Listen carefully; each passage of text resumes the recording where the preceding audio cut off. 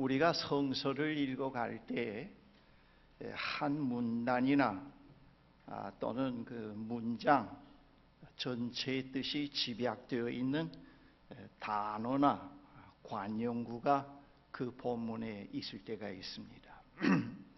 오늘 본문에는 몸이라고 하는 단어가 본문 전체의 뜻을 내포하고 있는 중요한 열쇠가 됩니다.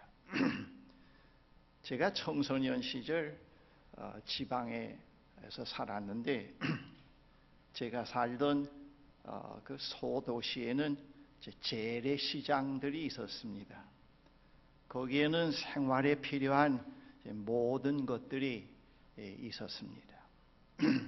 그 중에 종묘상회라고 하는 것이 있었습니다. 요즘에는 그것을 보기가 힘듭니다. 그곳에서는 이제 각종 씨앗들을 팔았습니다.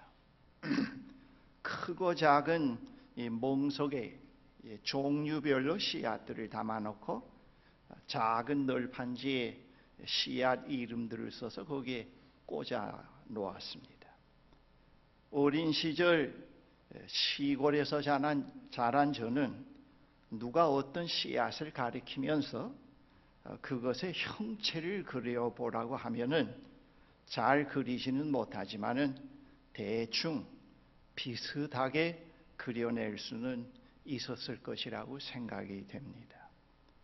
모든 씨앗은 자신의 고유한 형체를 가지고 있습니다. 그래서 그러한 그 형체를 통해서 그 씨가 어떤 씨라고 하는 것을 나중에 알게 됩니다. 모든 씨앗들이 겉으로 보기에는 모양의 별 차이가 없어 보이지만은 일단 그것들이 종류별로 밭이나 논, 과수원에 심겨지게 되면은 봄, 여름, 가을에 걸쳐서 고유한 자신의 형체를 드러내게 됩니다. 모든 씨앗들은 자신의 형체를 가지고 있습니다. 씨앗은 생명입니다. 모든 생명은 자신의 고유한 형체를 가집니다. 자신의 형체를 갖지 않는 생명은 없습니다. 하등 생명이나 고등 생명 모두 자신의 고유한 형체를 갖게 됩니다. 폴 추니에 박사는 하나님은 생명을 사랑한다. 하나님이 생명을 발명했다고 했습니다. 폴 추르니에 박사의 말을 인용해서 좀 더 말씀을 드려보면은 하나님은 생명을 좋아하십니다. 성서 전체를 통해서 생명의 사상은 하나님과 관련되어 있습니다. 하나님이 창조한 세상에는 유기물의 세계와 무기물의 세계가 있습니다. 그런데 성서에서는 그 둘의 세계 사이에 근본적인 구별은 짓지 않고 있습니다. 성서에서는 하나의 세계만이 있습니다. 태초에 하나님께서 천지를 창조하실 때 모든 개체에 생명과 실존을 부여하셨습니다. 그 중에서도 인간에게 부여하신 생명과 실존은 매우 탁월한 것입니다. 인간이라는 실존에게는 단순히 먹고 생육하는 육적인 요소만이 아닌 사고하고 느끼고 말하고 창조하고 인격적 관계를 형성해가는 영적 본질도 있습니다. 그래서 성서에는 인간을 단순히 육체라고만 규정하지 않고 몸으로 규정하고 있습니다. 몸은 한 인간의 고유성을 나타내고 있고 아울러 한 인간의 품격을 나타내고 있습니다. 몸을 보고 다른 사람이 그가 누구인지 어떤 사람인지를 알아보게 됩니다. 몸이 없이는 그의 실존은 존재할 수 없습니다. 몸은 한 인간의 고유한 정체성을 나타내는 의상과도 같다고 말씀드릴 수 있겠습니다. 도덕적인 수양을 많이 쌓은 몸과 오로지 육체의 정욕과 안목의 정욕만을 추구하면서 살아온 몸은 다릅니다. 몸의 차이는 입은 의상이나 그가 소유한 물건에 있지 않습니다. 고상한 몸과 천박한 몸의 차이는 그 몸에 무엇이 담겨져 있는가에 달려 있습니다. 아무리 혈기왕성한 청년의 몸이라고 해도 그 몸에 정욕적인 것들로만 담겨져 있다고 했을 때 그 몸은 천박한 몸으로 나타나게 됩니다. 매우 쇠약한 상태에 있는 노년기의 몸이라고 해도 그 몸에 고상하고 아름다운 지혜와 경험들이 담겨져 있다고 하였을 때 그 몸은 매우 존귀한 몸으로 나타나게 됩니다.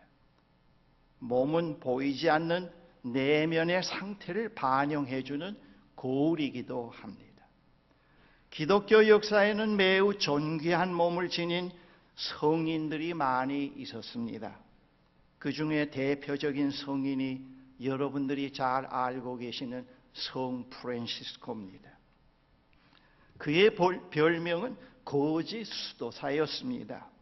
그는 평생 목욕을 하지 않아서 가까이 하기 힘들 정도로 냄새가 많이 났다고 합니다. 그럼에도 불구하고 그의 몸은 매우 존귀한 몸으로 드러났습니다. 그의 몸에서는 예수 그리스도의 자비와 긍휼이 흘러나왔고 그의 몸은 각종 짐승과 새들도 친근함을 느껴서 가까이 와서 머무를 수 있는 사랑의 둥지가 되었던 것입니다. 성서적 관점에서 몸은 육체와 같이 썩어 없어지거나 하나님의 뜻과는 반대되는 방향으로 살게 만들어져 있질 않고 그 이상의 높은 가치를 지닌 것으로 규정되어 있습니다.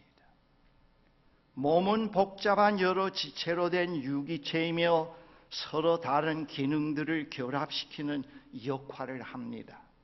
그러한 것으로서 몸은 한 영역 또 한 범위요 그 안에 하나님께서 성령으로 거하시며 그리고 그것을 통하여 하나님께서 영광 받으시기를 원하신다는 것을 성서에서 말씀하고 있습니다. 하나님은 그가 창조하신 피조세계에서 활동하시는 동시에 그리고 영으로 우리의 몸 안에 거하시기를 기뻐하시는 하나님이십니다. 예수님은 우리의 몸을 한 영역, 한 범위로서 집으로 묘사하고 있습니다. 마태복음 12장에 보면은 한 비유를 드셨는데 그 악한 귀신이 어떤 사람에게서 나와서 쉴 곳을 찾느라고 물 없는 곳을 헤맸지만은 찾지 못하였습니다. 그래서 그는 말하기를 내가 나온 집으로 돌아가겠다 하고 돌아와서 보니 그 집은 비어 있고 말끔히 치워져서 잘 정돈되어 있지 않았습니다. 그래서 그는 가서 자기보다 더 악한 다른 귀신 7을 데리고 와서 그 집에 들어가 거기에 자리를 잡고 살았습니다. 그래서 그 사람의 나중 형편이 처음보다 더 비참하게 되었습니다. 그때 그의 몸을 상상해 보십시오. 어떤 몸으로 나타나게 될 것인가 하는 겁니다. 사도 바울은 이렇게 말씀합니다. 고린도전서 6장에 여러분의 몸은 여러분 안에 계신 성령의 성전이라는 것을 알지 못합니까? 여러분은 성령을 하나님으로부터 받아서 모시고 있습니다. 여러분은 여러분 자신의 것이 아닙니다. 여러분은 하나님께서 값을 치르고 사들인 사람들입니다. 그러므로 여러분의 몸으로 하나님을 영화롭게 하십시오 말씀합니다. 우리의 몸에 있는 다양한 지체들은 서로 다른 기능들을 갖고 있습니다. 그리고 서로 다른 기능들을 하지만은 서로 다른 그 기능들이 각기 자기 임의대로 움직이는 것이 아니라 하나의 몸을 세우는 하나의 목적에 초점이 맞추어져 있습니다. 입은 입대로 말하고 눈은 눈대로 사물을 보는 일을 하고 손은 손대로 자기의 기능을, 발은 발의 기능, 그 외에 다른 지체들 역시 각기 자신의 고유한 기능을 합니다. 그 다양한 기능들이 그 몸이 고상한 몸인지 천한 몸인지를 보여주고 있습니다. 사도 바울은 그러한 몸을 가지고 다른 사람들이 하나님을 볼 수 있게 만들어 가라고 얘기를 합니다.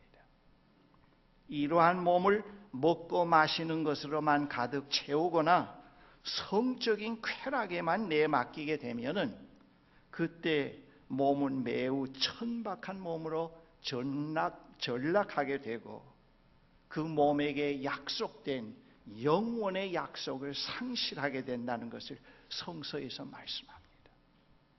하나님께서는 우리의 몸을 그렇게 하도록 지은 것이 아닙니다.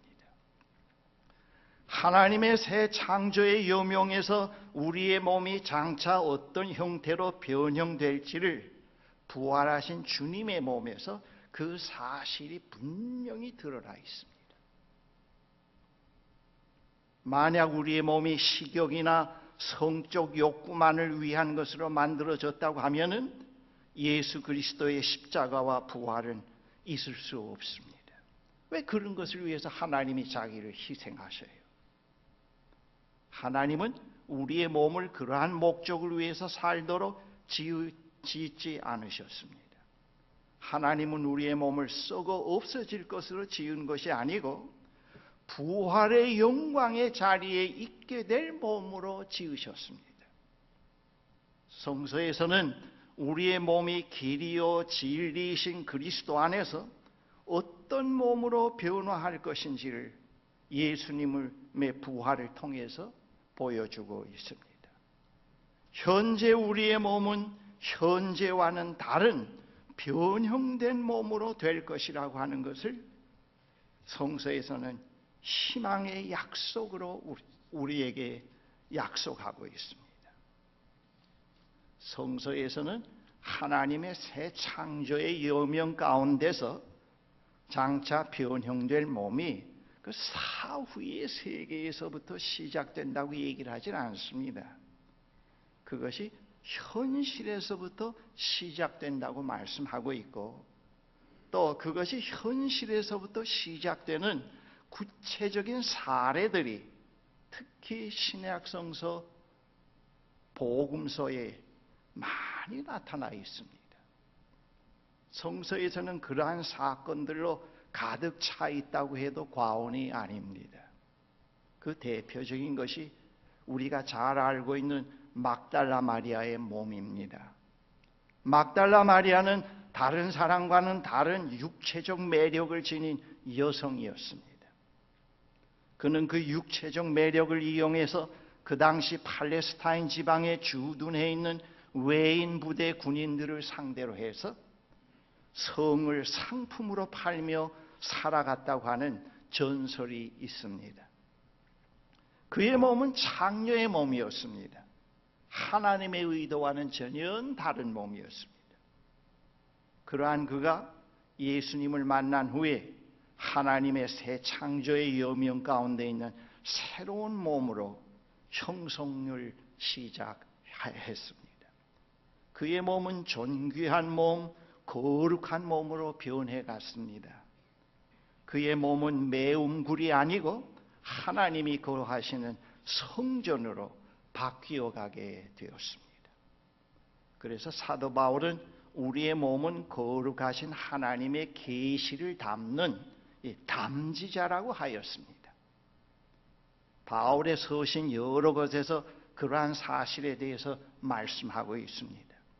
고린도후서 4장에 우리는 언제나 예수의 죽임당하심을 우리 몸에 짊어지고 다닙니다.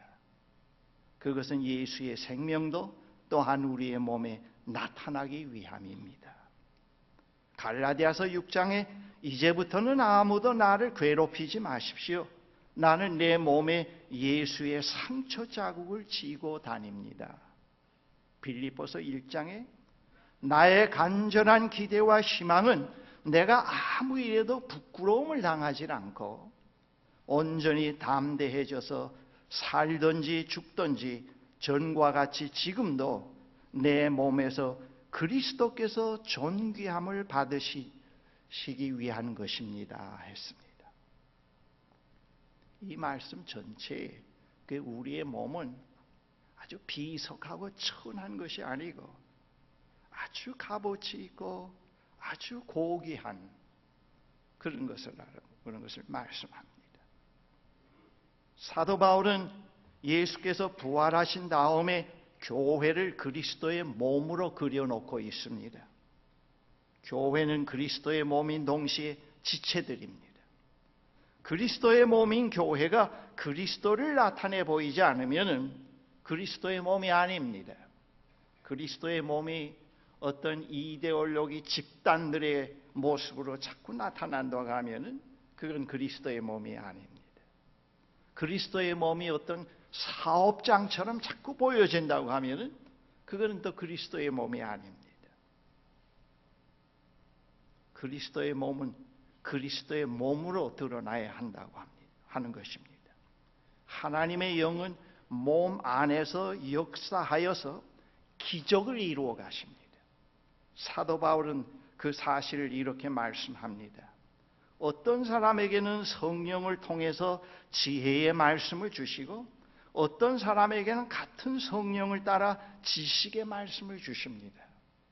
어떤 사람에게는 같은 성령으로 믿음을 주시고 어떤 사람에게는 같은 성령으로 병 고치는 은사를 주십니다. 이 모든 일은 한 분이신 같은 성령이 하시며 그는 원하시는 대로 각 사람에게 은사를 나누어 주십니다 했습니다. 하나님의 영과 몸이 서로 협력해서 하나님의 활동을 나타낸다고 말씀하고 있습니다.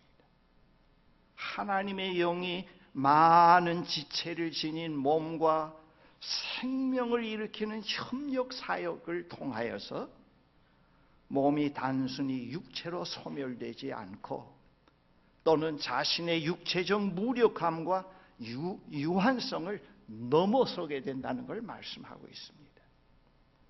하나님의 영에 의하여서 각인된 몸은 그것의 육체적 유한성을 넘어서게 되고 또 희망을 일깨우는 한 새로운 현실성을 창조해 갑니다. 일상의 삶에서 현실을 넘어서지 못하는 항상 육적인 차원에서만 사는 어떤 희망도 갖고 살지 못하던 몸이 있다고 상상을 해봅시다. 그러한 몸의 경우 그의 미래는 무덤이 종착점입니다. 그때의 몸이 만들어내는 육체적인 행실들은 곧 음행과 더러움과 방탕과 우상숭배와 마술과 원수매증과 다툼과 시기와 분쟁과 분열과 파당과 질투와 술취함과 흥청망청 먹고 마시는 노름과 같은 것들이 전부 다입니다. 그런데 그러한 몸이 본래의 의도대로 창조의 의도대로 하나님의 영이 거하시는 성전이 될 때, 그런 영역이 될 때 육체적 유한성을 훨씬 넘어서는 영원한 희망의 새로운 현실을 창조해 가는 몸으로 바뀌어진다는 것을 말씀합니다. 그때 몸으로 창조해가는 희망의 새로운 현실은 사랑과 기쁨과 화평과 인내와 친절과 선함과 신실과 온유와 절제와 같은 성령의 열매들이라는 것을 말씀하고 있습니다. 사랑하는 형제 자매 여러분, 우리의 몸은 단지 흙으로 돌아가서 완전히 소멸해 버려서 화학적인 반응에 의해서 이 세상에서 없어지는 것이 아니라 하나님의 영에 의해서 완전히 변형된 형태로 되어갈 실존이라는 것을 성서에서 말씀합니다. 예수님의 부활의 몸은 바로 그 사실을 우리에게 보여주고 있습니다. 십자가에서 죽으시고 무덤에 들어가신 예수님의 몸은 무덤에서 썩어 없어진 것이 아니고 하나님의 영, 부활의 영으로 새로 변형된 몸으로 살아나셨습니다. 그 몸은 시간과 공간을 초월해 있는 몸이었습니다. 우리의 몸도 역시 그러한 몸으로 될 것으로 약속받고 있고 길이요 진리요 생명이신 그리스도의 길 도상 위에서 아직 우리는 그리스도의 몸처럼 부활한 몸은 아니지만 그 이 과정 가운데 있으면서 그것을 향해서 지금 나아가고 있습니다. 그 약속을 바라보면서 우리는 나아가고 있습니다. 우리의 실존이 단지 육체로만 규정되어 있다고 하면은 우리의 삶은 매우 허망합니다. 결국 이 현실에서 아무리 열심히 살아도 흙으로 돌아가는 것으로 끝나게 됩니다. 그런데 성서에서는 몸은 그 이상의 높은 가치와 고귀한 의미를 갖고 있다는 것을 깨닫게 해줍니다. 그리고 깨어나게 만듭니다. 그것이 이제 깨어난다고 하는 것입니다. 성서에서 깨어나라고 하는 말들이 많이 있습니다. 근데 그것이 깨어납니다. 그리고 몸은 하나님의 영이 거하시는 장소며 하나님의 영광을 드러내는 영역이요 몸은 부활의 영광의 자리에 있게 된다고 하는 사실을 우리에게 알려주고 있습니다.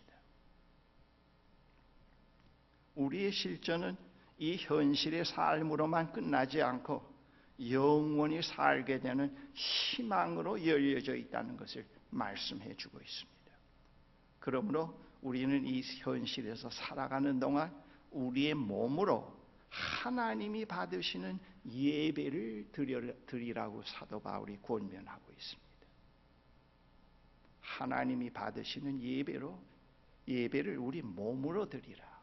일주 내내 이 세상 속에서 살면서 먹고 입고 마시고 일하고 자고 하는 몸을 통해서 나타내는 그 모든 활동을 통해서 다른 사람들이 우리를 볼 때 하나님을 생각하게 만들려고 하는 것. 그걸 말씀합니다.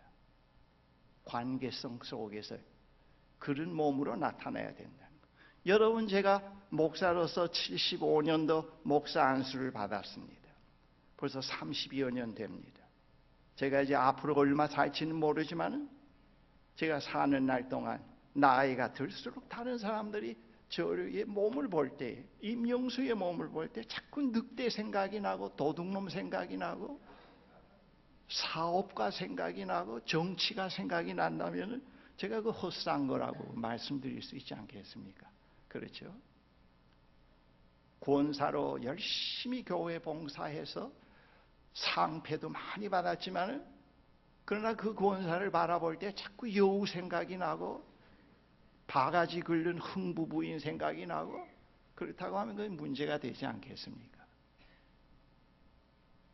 우리의 몸은 아주 그 존귀한 몸이라고 하는 것, 하나님의 영이 우리 가운데 거하셔서 그의 활동을 우리와 함께 협력해서 나타내시는 몸이라는 것을 성서에서 말씀합니다. 그렇게 될 때 우리가 몸으로 하나님이 받으시는 산제물로 나타날 수가 있습니다. 제가 오늘 본문을 유진 피터슨의 메시지로 읽어드리는 것으로 결론을 대신하겠습니다. 잘 들어보세요. 그러므로 나는 이제 여러분이 이렇게 살기를 바랍니다. 하나님께서 여러분을 도우실 것입니다.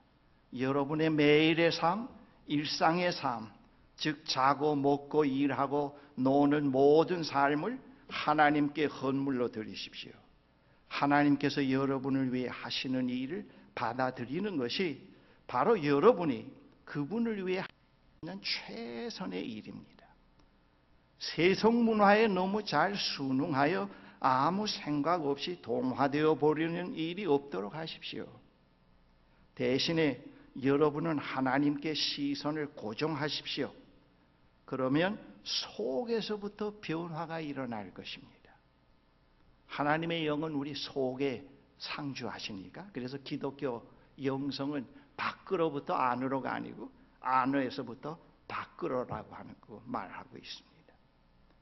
그분께서 여러분에게 바라시는 것을 흔쾌히 인정하고 조금도 머뭇거리지 말고 거기에 응하십시오.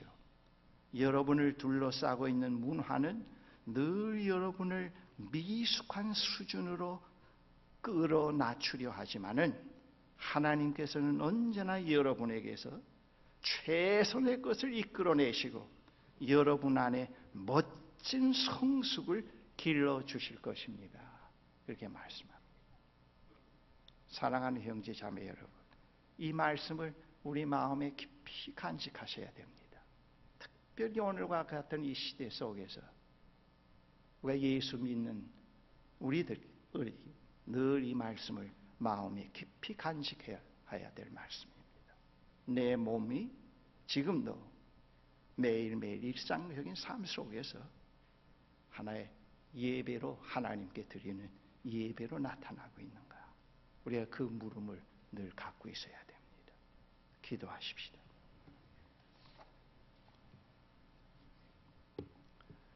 사랑의 하나님, 하나님께서 우리를 고기 덩어리 육체로만 만들지 아니하시고 세상의 향락과 쾌락만을 즐기는 그런 육체로만 만들지 아니하시고 그것으로만 규정짓지 아니하시고 보다 높은 가치와 의미와 목적을 향해서 살아가며 그 자리에 도달할 수 있는 몸으로 우리를 지으신 것을 감사를 드립니다.